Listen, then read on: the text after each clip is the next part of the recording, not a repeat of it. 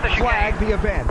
They're going to stop the field, restart the race, and try and settle it. There's just 4.5 laps to go in the Daytona 500. What do you think? Oh, there's a car in trouble. Jamie McMurray, the 26 car, bounces off the outside wall. And around they go. Ricky Rudd, the 88 car. Caution will be out. Dale Earnhardt Jr.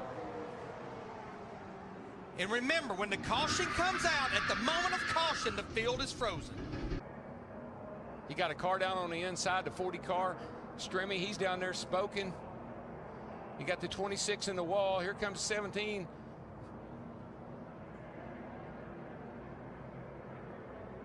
Wow, it just all started stacking up. He did. You know, Jamie McMurray had a car probably good enough to win this race a year ago and almost had the very same thing happen in the exact spot a year ago. It's just a real nightmare as a car owner and a driver to run all day long, have pretty good car, maybe get a decent finish, get the year started off right, and end up like that on the hook. Now the race is going to be red flag. They will stop the cars coming off turn 2 and clean that area up. Oh, we got trouble. Big trouble. Caution out, turn 4. David Reutimann in the 00 car. He's destroyed that car. I'll say. Ricky Rudd and Bobby Labonte involved. Poor David's car looked bad. That's him right there. He is. He's moving around. He got the breath knocked out of him. That thing is, holy cow. He's fine. Last 2 cars back are Reutimann and... Ooh, somebody got into him. Let's see who. Look at the parts and pieces flying off that thing.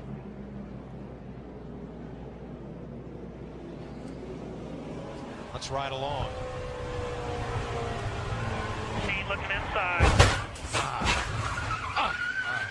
Oh, I Big tell you, crash. your body stings. I tell you, you can't believe how David, talk to me. David Reutimann walks away. Goodness. Hard crash between turns 3 and 4. Look it to the left. There's the rain, and it's on the way. In fact, it's here. You see the Impala pace car just ahead of Dale Earnhardt Jr. as they bring the cars down pit road and to a halt under what will be a red flag as soon as the last cars stop. The rain is coming down pretty hard here in Richmond. The cars have been brought to pit road and parked under the red flag, covered up, and we'll wait out this shower. We thank you for being with us. Tomorrow, 1 o'clock Eastern on Fox, 10 a.m. Pacific, and we'll pick it up from the beginning, and that would mean that Jeff Gordon is on the pole. The caution is out at Pocono for rain. And I want to tell you, it was razor close. There are 12 scoring loops around this track. It reverts to the previously passed loop. And it's going to be close between Jeff Gordon and Ryan Newman. Look how hard it's raining. Oh, yeah. Forget it. My goodness. Marty. Oh, sorry. Marty, go ahead. Well, I was going to say now the dilemma, who pits and who doesn't. Ryan Newman came on the radio when his crew asked him that, and he said, guys, I want to go for the win and not track position, but the win may be a moot point at this point. It looks like it's raining a little too hard over there, fellas. Cars have been brought to pit road, and they will display the red flag. Again, here's how close it was, and this is what they were talking about with Gordon apparently having issues. Well, don't forget, he feels he's off the tires, and it's raining back there. So, I mean, he figures he's going to wreck this thing, and I mean, and that's where, yeah. We're told that that freeze right there is when the caution came out. All right, we're hearing from NASCAR. The race has been called. It is an official race, and Jeff Gordon is the winner. Jeff Gordon will lead him down here. Denny Hamlin, Juan Pablo Montoya all the way across the racetrack. Oh, I saw that one coming. Truex gave the 42 Montoya a shot. Oh, he gets hit by Jeff Burton in the left front. Yes, that's my fault. Told him to defend it. Take a look at Martin Truex. Gets in the back of Juan, gets him all sideways, gets him sliding, rear gets on it, gets into Harvick. Montoya didn't do that on purpose for sure. And that's what I was talking about. Harvick didn't realize all this had happened. All he knows is he got contact from Montoya. Montoya's got some problems with his car. He's had some hard contact here from 31 car Jeff Burton. We'll talk to him, but these two drivers have no idea what's going on here. Now, why Montoya's shoving Harvick? I think Harvick's mad at him But if Juan could probably tell Harvick that he got hit from behind, he got sideways and got into him, trying to explain it, but tempers are flaring. You can see him actually pointing there like he got hit. Yeah. Well, my interpretation was you just got run over. I guess the one ran over the 42, but you know, it's one of those things where our Shell Pennzoil Chevrolet was really good there at the end, and just it felt like we'd saved our car enough to have a chance to win there, and it all just goes up in smoke because you know, some people get impatient. But just hate it, frustrated with 42. Just seems like he runs over somebody every week. It seems like emotions did escalate a little bit there. What were you guys talking about? I was talking about kicking his ass because that's how I felt about it. I went to Kevin and said, you know, it was my fault. I got hit from behind, and he's, you know, he started shouting and grabbing me, and I don't appreciate that, you know. If it would have been my fault, I would go and say, you know, of course it's my fault. And he starts saying all kinds of things. I don't appreciate that, you know. I have a lot of respect for the guy who I used to have a lot of respect for a guy like that, because he helped me a lot to start with, and I tried to tell him, dude, if it was my fault, I'd appreciate, you know, I'll say sorry. But when it's not even my fault, don't come and push me around like I'm a, you know, anybody. That's Juan Pablo Montoya, guys, the rookie in the Cup Series, his first confrontation. And just a moment ago, here's what's happened. A fan somehow gets out of the infield area, comes out on the track, and is trying to get Pat Kenseth's autograph. Oh, do you think alcohol had anything at all to do with that? Oh, my God. Kenseth's going, you're not going to believe what just happened here, guys. He jumps over the guardrail, runs back up, and then gets apprehended here. Yeah, he might get a free ride home. The problem is that the spotters high atop us on top of the main grandstands here in NASCAR, who control this race up here just a few feet from us in the control tower, want to make sure they can see, and their spotters around the racetrack who watch for debris, etc. on the track can see as well. So what they're going to do right now is bring the cars down pit road just for a couple of minutes and let some of this fog lift. They are not going to allow the crews over the wall. Spin and heavy contact. McMurray's involved. Montoya's involved. Ryan Newman slowing down. David Reagan is there. And now fire on the front of one car. The two cars damaged, and lots of fire on Juan Pablo Montoya's car. He needs to shut that car off and get out of it. He sheared an oil line or a fuel line here. He's trying to get out. He unhooks the belts and climbs out. Right at the start-finish line. Now watch top of your screen coming out of turn 4, and you're going to see this thing all start to develop. The 12 car spins.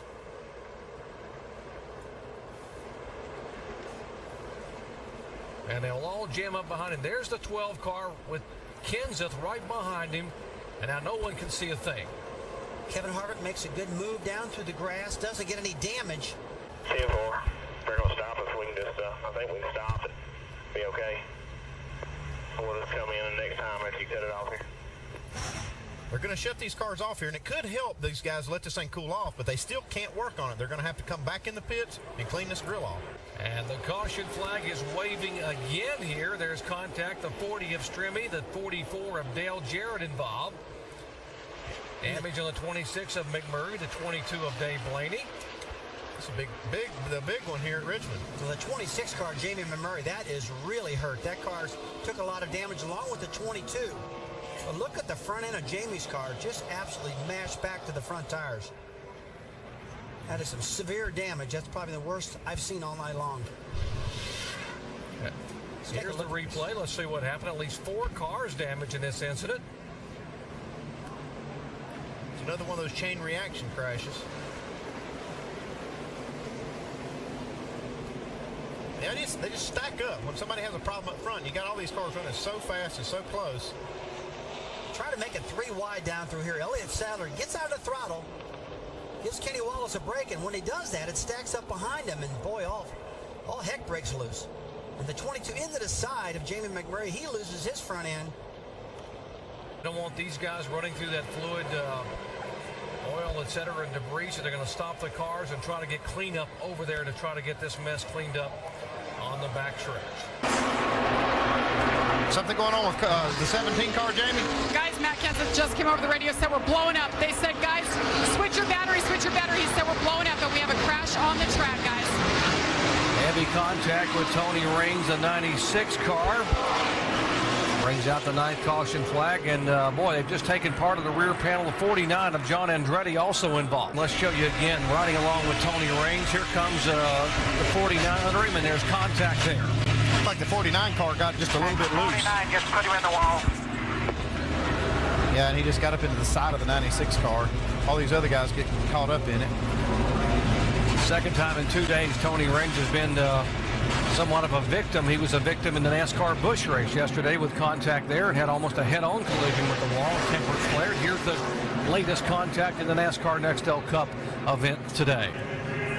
We just put some WD-40 on the Heims. It looks like we had a Heim start to fail on us there. And, you know, we run Teflon on the Heim. They come Teflon coated, and it looks like one of them started to fail. Yeah, Bob, I've had that happen to one of my cars before, too, and I know that's aggravating. I'm glad you got all that straightened out. You guys are sitting pretty, so good luck. Appreciate it, Andy. Thanks a lot, man. Cars are stopped on the front straightaway because of the hard impact and the debris and the fluids that involved. They're going to go over and try to blow off and clean up the racetrack over in the back straightaway. Carl Edwards, a leader. He has won twice in chase events, both coming in 2005. He won at Texas and at Atlanta. Mark Martin up on that steering wheel trying to reel in Edwards. Whoa, off the wall, the two-car Busch, and his teammate comes across. Oh, man, that was 2 for 1. Both Penske cars taken out in that one. A melee. Jimmy Johnson also gets tagged, the reigning series champion. Jeff Green, the 66 cars in it. J.J. Yaley. Bobby Labonte, former winner here. Red flag being displayed. They will stop the cars over in turn 2. Let's show you what happened here a moment ago. Now watch the 2-car left side of your screen up off the wall. Looks like he had a flat tire or something. He had something broke or a flat tire. Yeah, I couldn't tell if the tire was flat, Andy, or if he just got up so high out of the groove and the car wouldn't turn. He got up in it again. I mean, only Kurt would know. But, boy, when he hit that wall, bounced across, it just really took out everybody. 66, Jeff Green, Casey Kane. There's the 18 car again from high above. Watch the contact there. Newman goes up down and gets the inside wall. Kane has nowhere to go. Right in front of him is the 2-car.